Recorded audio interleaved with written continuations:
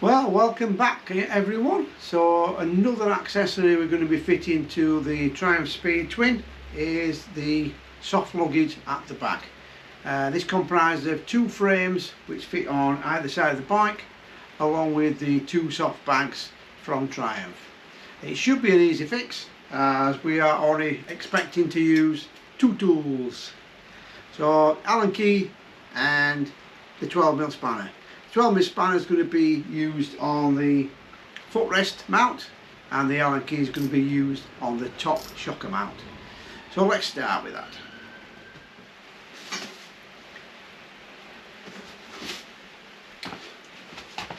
So the kit comprises of two frames. They are mapped up with on the back here of left and right, so there shouldn't be any problem as to where they go. So we'll start with this right hand side one. So we've got at the bottom a plain bracket there, at the top we've got this cup.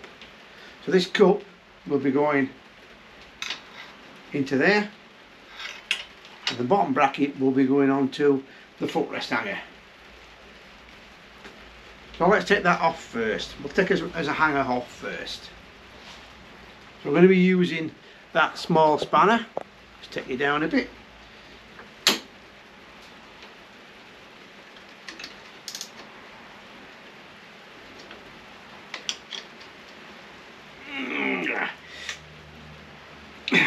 Don't think these has ever been off. There we go.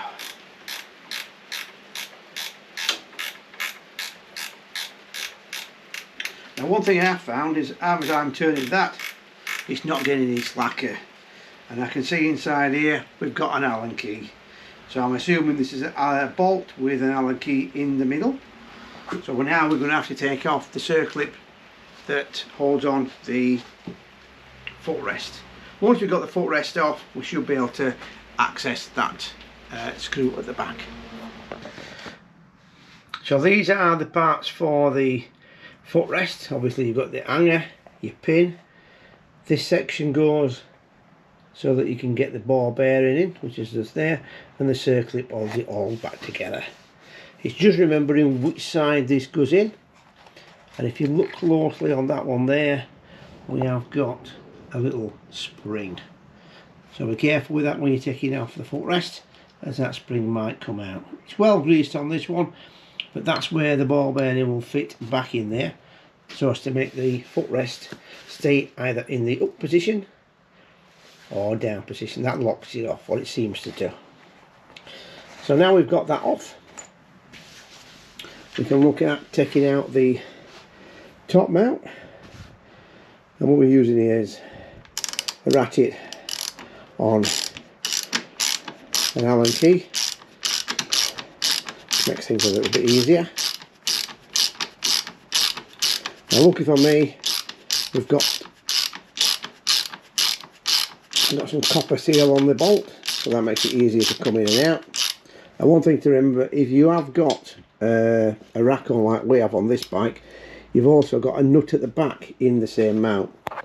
So if the bolts are too long, they will touch each other.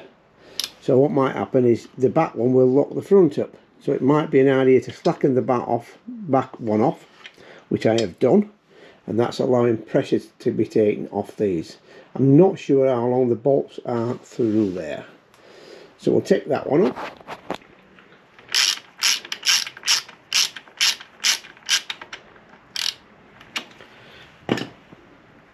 Got it fairly slack now. There we go. Right, so we've got a pannier frame there, and we're going to be fitting that up. So we'll offer it up first and see where it fits. So basically the bottom bolt is down there and the top bolt is there. Now what I'm going to do is I'm going to put a little washer inside there as a spacer. Not sure if it needs it or not, but I'm going to put one inside anyway, just to space out the bolt length. What I don't want is the same problem that we had before with one bolt touching the other. Offering up this side, we have the rear foot peg mount off. Remember that these have got ball bearings in and clips and a circlip to go back on. We've taken out the top mount, so all we're going to do is going to use the bracket supplied. So that will locate on the bottom mount with the washer and the nuts.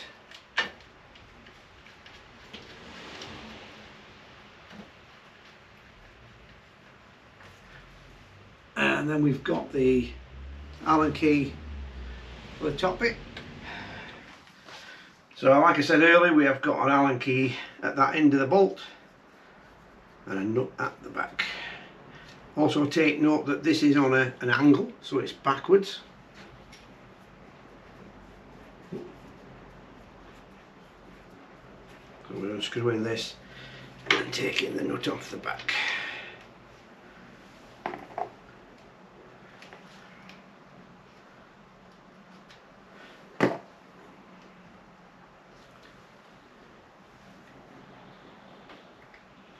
There we go.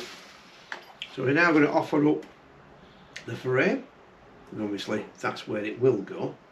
At the moment we've got a little bit of a indiscretion, I would say, in that the bottom one's in, the top one's not. So we may have to adjust this slightly as we come to fit them. So we'll slot on a nut at the back.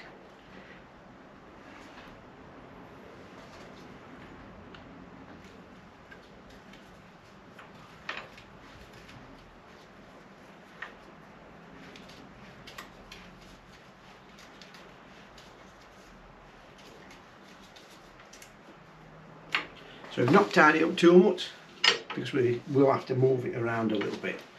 So this one here doesn't fit exactly as it should, so we're just going to have to spring that up a little bit, like so. I'm just going to do it a little bit more. There we go. And that allows us to get the bolt lined up again.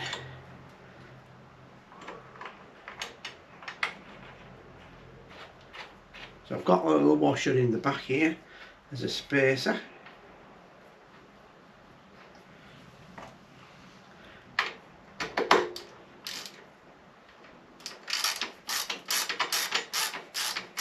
And what we should see as we move this back is we should see the back of the shock absorber moving across as it tightens up.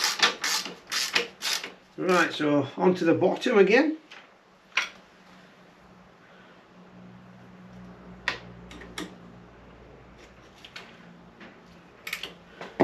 So we need to rotate that round so our footrest is slightly back, and we need to make sure we've got clearance for the footrest to go up and down. It needs to come further forward slightly.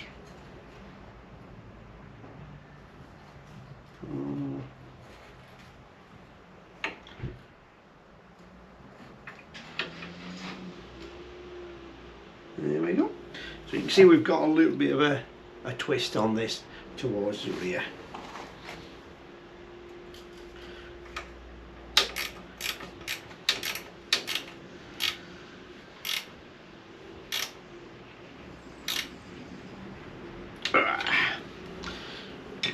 Right, so we've got that in position.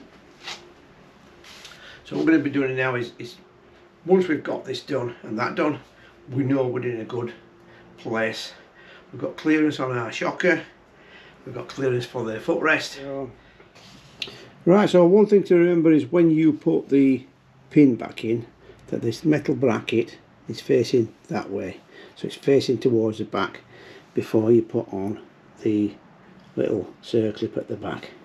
That way you can hear the click up and down as that bearing locates in that that little notch.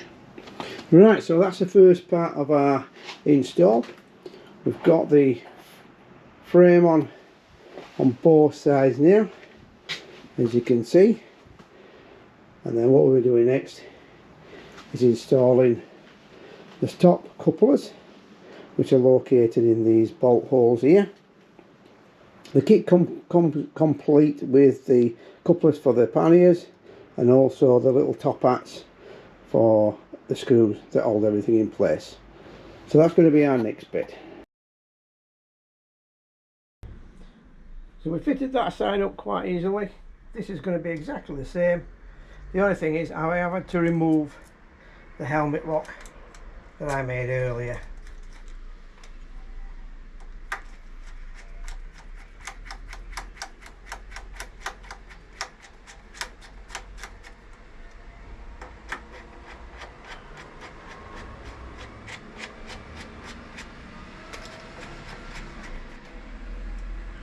So that's our two fitments fastened. The helmet lock is a simple hook that bolts on. I'll be putting that back into that section, but just for now we're going to leave it off. So the last thing to do is to fit the seat. So as you can see, they're not obtrusive, they're not sticking out too bad, but they're now ready to accept the panniers on these fittings. So I'm assuming that the panniers will clip into here and then clip onto the rail. So that's the full fitting of the kit and the bars. Clipping up the panniers, obviously that is fairly easy, so I'll leave that one with you.